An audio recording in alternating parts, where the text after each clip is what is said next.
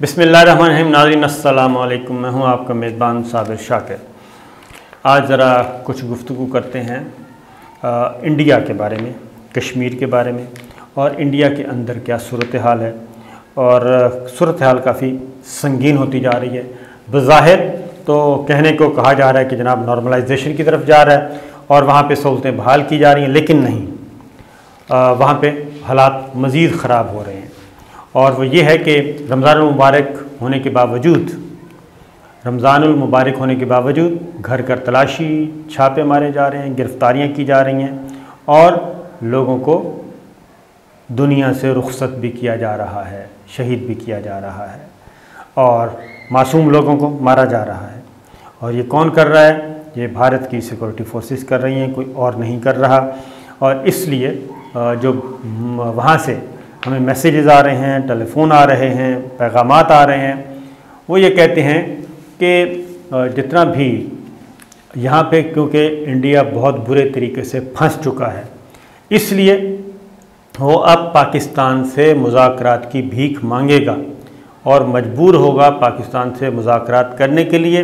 वो सिर्फ time gain करना चाह रहा है। इसलिए इंडिया ने माजी में भी हमेशा जब भी उसको इंटरनल प्रेशर हुआ, इंटरनली उसने मार खाई, जब उसके हालात काबू से बाहर हुए, तो वो फ़ौरन क्या करता है, वो कभी यूएई से कहता है, कभी सऊदी अरब से कहता है, कभी अमेरिका, इस सारे के सारे मुख्तलिफ़ दोस्तों और बड़ी ताकतों के ज़रिए वो आता है और पाकिस्तान से कहता है कि ठीक है जी, हम मुज़ाकरात के लिए तैयार हैं। और उससे होता क्या है, उसका मकसद सिर्फ ये होता है, एक तो टाइम पास किया जाए और लिंगर ऑन किया जाए और मुज़ाकरात खेला जाए और मकबूजा कश्मीर में लोगों को फ्रस्ट्रेट किया जाए, उनको मैसेज दिया जाए कि जनाब देखें हमारे तो मुज़ाकरात शुरू हो गए हैं और आप यहाँ पे जद्दोजहद कर रहे हैं। तो ये चीज़ें अब हो रही हैं। लेकिन दूसरी जानिब हो क्या रहा है, मकबूजा कश्मीर में एक भारतीय खातून पुलिस अफसर को गिरफ़्तार कर लिया गया। भारतीय खातून पुलिस अफसर को गिरफ़्तार कर लिया गया। उसका जुर्म क्या था? उसका जुर्म था कि उसने कहा कि ये हमारा कश्मीर है। ये ख़बरें आलमी ज़राया ब्लॉग जो हैं वो शाया कर रहे हैं। मकबूजा वादी में एक ऑपरेशन में रुकावट डालने का इल्ज़ाम आयद किया, जबकि उसने सिर्फ ये कहा था कि ये हमारा कश्मीर है। और ये अमेरिकन ज़राया ब्लॉग की ख़बर है और उसमें पुलिस ने बताया कि उन्होंने खातून अफसर को नौकरी से बरतरफ भी कर दिया है। और 14 अप्रैल का ये वाक़या है। फैसल गांव था, हुकूमती फोर्सेस की जानिब से सर्च ऑपरेशन किया जा रहा था और इस खातून पुलिस अफसर ने सिर्फ इतना कहा कि आप किसी पे ज़्यादती मत करें और ख़वातीन की बेहुरमती मत करें और जो कानून और आइन के अंदर रहते हुए आप कार्रवाई करें। ये सिर्फ इतना ही था कि उन पे इल्ज़ाम आयद कर दिया गया और इल्ज़ाम आयद करके उनको गिरफ़्तार करके उनको फारिग कर दिया गया। और ये सर्च ऑपरेशन की आड़ में ये सब किया जाता है। भारत में बरतरफ की जाने वाली अफसर एक ख़ुसूसी पुलिस अफसर थीं और ऐसे एहलकार निचले रैंक के पुलिस अफसर होते हैं जिन्हें बुनियादी तौर पर बगावत के ख़िलाफ़ किए जाने वाले ऑपरेशन के लिए भर्ती किया जाता है। यानी वहाँ पे इसके बावजूद कि लोगों को भर्ती किया जाता है और बगावत को चलने के लिए, सो कॉल्ड बगावत उनके लिए, और उनको पैसों का लालच दिया जाता है, लेकिन इसके बावजूद वहाँ पे इतना जुल्म हो रहा है कि उसको वहाँ की सरकारी जो ऑफिसर्स हैं वो भी बर्दाश्त नहीं कर पा रहे, उनको अपनी नौकरी का भी परवाह नहीं। इसीलिए एक और रिपोर्ट है, वो ये रिपोर्ट है कि भारत जो है अब एक तरफ वो मुज़ाकरात का डोर डाल रहा है, कभी यूएई का दरवाज़ा खटखटाता है, कभी सऊदी अरब का, कभी वाशिंगटन का, जबकि दूसरी जानिब क्या कर रहा है, दूसरी जानिब जो रिपोर्ट दी गई है, अमेरिकी इंटेलिजेंस रिपोर्ट, वो ये दी गई है कि वज़ीर आज़म नरेंद्र मोदी की क़यादत में भारत पाकिस्तान पर महदूद जंग भी छेड़ सकता है और ओपन जंग भी छेड़ सकता है और ताकत का इस्तेमाल कर सकता है। ये बात अमेरिकी intelligence report 2021 US director of national intelligence ने तैयार करके अमेरिकन कांग्रेस को अरसाल कर दी है। रिपोर्ट में ख़ास तौर पे चाइना कह रहा हूँ, पाकिस्तान और इंडिया का मामला ख़ास तौर पे स्पेशल नोट के तौर पे लिखा गया है। और उन्होंने कहा कि जंगें जो लड़ने के जितने भी जंगें होने के इम्कानात जितने भी होते हैं, वो सारे इम्कानात इस वक्त मौजूद हैं इंडिया और पाकिस्तान के दरमियान। और जो इस वक्त इंडिया की सिचुएशन है इंटरनल, उसकी वजह से वो इल्ज़ाम लगा के पाकिस्तान पे, वो इल्ज़ाम दुरुस्त हैं या गलत वो कहते हैं एक साइड पे रख दें, लेकिन इन इल्ज़ाम की बुनियाद पे इंडिया पाकिस्तान पे हमला कर सकता है, पाकिस्तान के साथ तवील जंग जो है वो छेड़ सकता है। और अगर ये हो गया तो दो जौहरी ताकतें हैं, दो जौहरी रियासतें हैं, तो फिर सूरत हाल हाथ से निकल सकती है। ये इन्फॉर्म किया गया है। अब उसका जायज़ा ले रहे हैं जनाब। और ये क्या कहते हैं, ये जो इदारा है जनाब, एक बहुत मुस्तनद इनकी आरा समझी जाती हैं। और ये सालाना report US director of national intelligence, ये इदारा जो है, इसमें क्या कहा गया है? उसमें कहा गया कि जो जनूबी एशिया से मुमकिना ख़तरात का जायज़ा लेते हुए रिपोर्ट में ख़बरदार किया गया है कि वज़ीर-ए-आज़म नरेंद्र मोदी की क़यादत में भारत की जानिब से माजी की बनिस्बत पाकिस्तान की समझ जाने वाली या हकीकी इश्तियाल अंगेज़ी पर फ़ौजी ताकत से जवाब देने का ज़्यादा इम्कान मौजूद है।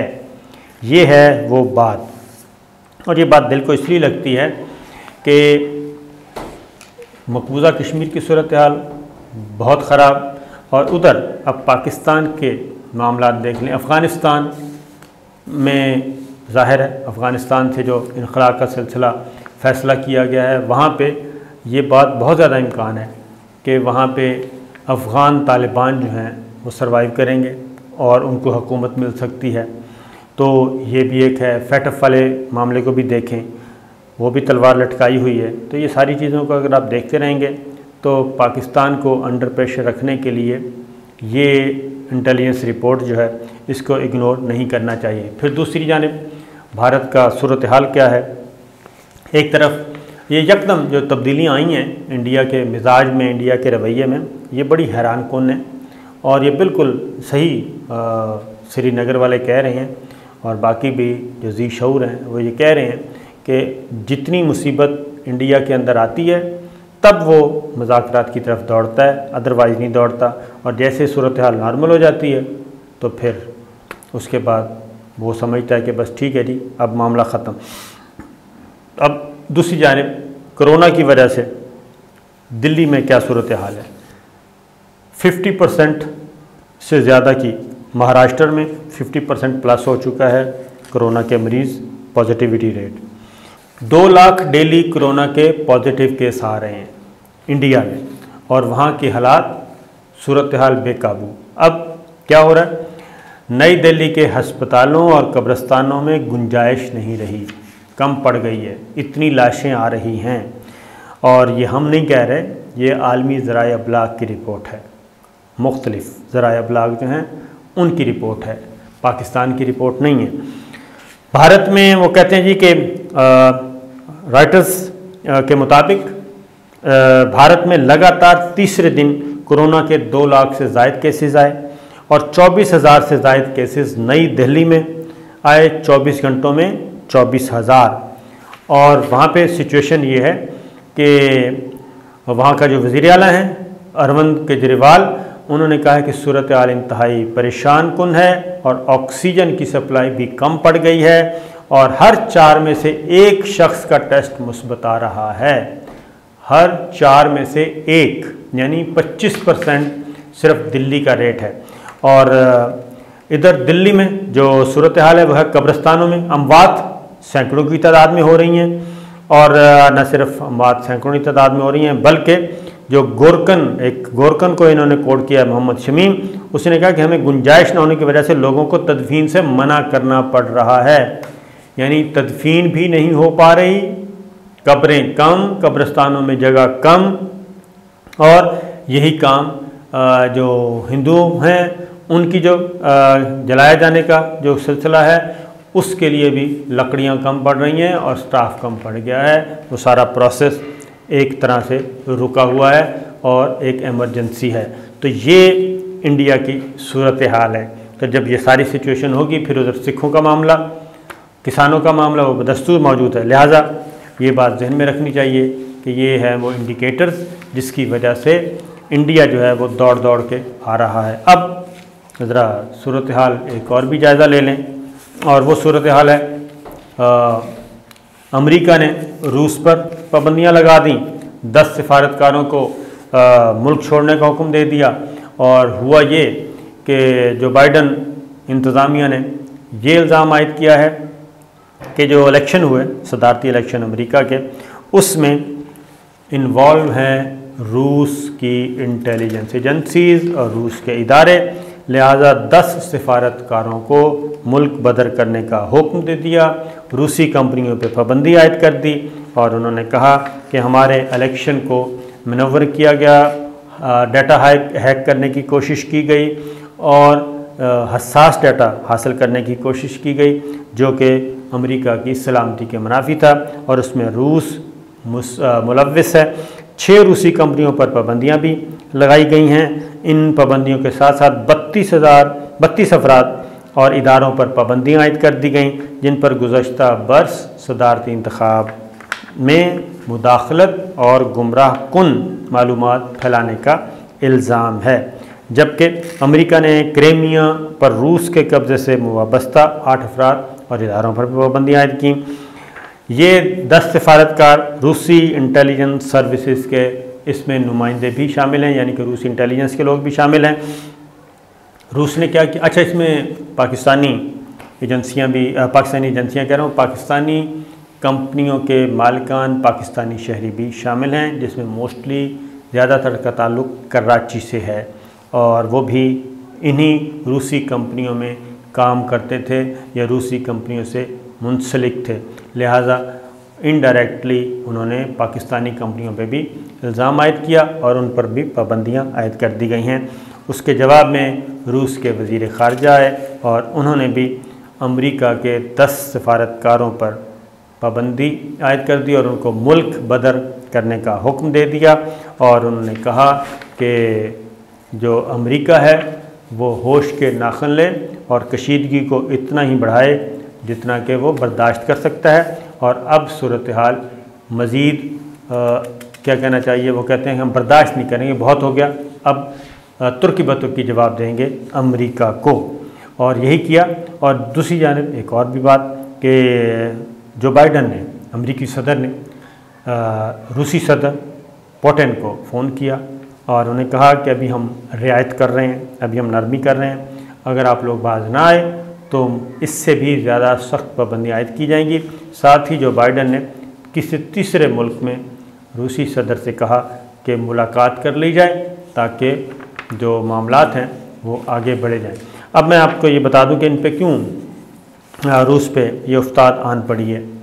उसकी वजह ये है कि असल इसके पीछे है अफ़गानिस्तान का मामला और कोई मामला नहीं है। अफ़गानिस्तान से निकलना है और रूस, चाइना, ईरान, पाकिस्तान, ये सब के सब एक रीजनल ब्लॉक की सूरत में आ रहे हैं। अफ़गान तालिबान सब के सब उनके सफारती ताल्लुक़ात कायम हो चुके हैं। अभी तक वो हुकूमत में नहीं आए, अभी उनकी पॉलिटिकल एंटिटी तस्लीम की गई है, उनको फ़ौजी ताकत तस्लीम किया है अमेरिका ने ख़ुद। और उसके बाद उनके ताल्लुक़ात रूस के साथ भी मंजर-ए-आम पे आ चुके हैं, चाइना के साथ भी आ चुके हैं, ईरान के साथ भी आ चुके हैं, पाकिस्तान में, तुर्की, तमाम मुल्कों में उनके वफूद जो हैं वो जा रहे हैं, सफारती और सियासी वफूद, और मुलाकातें कर रहे हैं दोहा में भी। तो ये एक सिलसिला चल निकला है। तो जब ये सिलसिला चल निकला है, उनकी कबूलियत हो रही है, उनको तस्लीम किया जा रहा है। तो यही चीज़ें अमेरिका सरकार को ज़रा थोड़ा सा तंग कर रही हैं। और अमेरिकी वज़ीर ख़ारजा निकले हुए हैं यूक्रेन और अफ़गानिस्तान के मामले पर, वो पहुँचे हुए हैं ब्रसल्स, नेटो से मुशावरत कर रहे हैं। और अमेरिकी वज़ीर ख़ारजा का ये ब्रसल्स का एक हफ़्ते में ये दूसरा विज़िट है, क्योंकि उनको शुबा है कि अफ़गानिस्तान से जब हम निकलेंगे, इसीलिए उन्होंने 4 महीने आगे बढ़ा दिया है और ये सितंबर तक ये ज़हन में रखिएगा, पाकिस्तान को भी अंडर प्रेशर रखा जाएगा, हर सूरत में रखा जाएगा और फैटफ की तलवार बदस्तूर लटकती रहेगी। हम जितना मर्ज़ी काम कर लें, जो मर्ज़ी कर लें, वो हमसे ये तलवारें नहीं हटाएंगे। हम अपने आप को जितना मर्ज़ी लिबरल शो करने की कोशिश कर लें, हम अपने आप को जितना मर्ज़ी रोशन ख्याल शो करने की कोशिश कर लें, हम जितने मर्ज़ी इक़दामात कर लें, वो इन चीज़ों से मुतासर होने वाले नहीं हैं।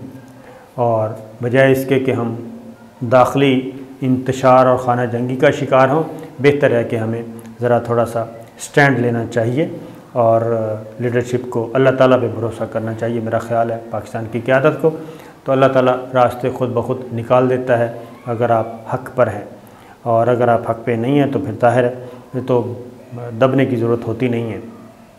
अल्लाह ताला ने अगर 70 साल 75 साल से हम कायम हैं तो आइंदा भी 75 साल और इससे भी ज़्यादा हमें इससे ज़्यादा ताकतवर बनाएगा। जो आज से 75 साल पहले हम थे, आज हम वो नहीं हैं, लिहाजा इस पर करना चाहिए। तो वो अपनी सफ़बंदियाँ कर रहे हैं, तो ये है रूस के ख़िलाफ़ पाबंदियों का मामला। और यूक्रेन की बाउंड्री पे रशियन आर्मी आई हुई है, वो अपने आप को तय कर रहे हैं। अफ़गानिस्तान के मामले में रूस का एक अपना रोल हो सकता है, चाइना का रोल होगा। तो ये सारी चीज़ें हैं जनाब, तो देखते हैं आने वाले दिनों में क्या होता है। इजाज़त दीजिए, अल्लाह हाफ़िज़।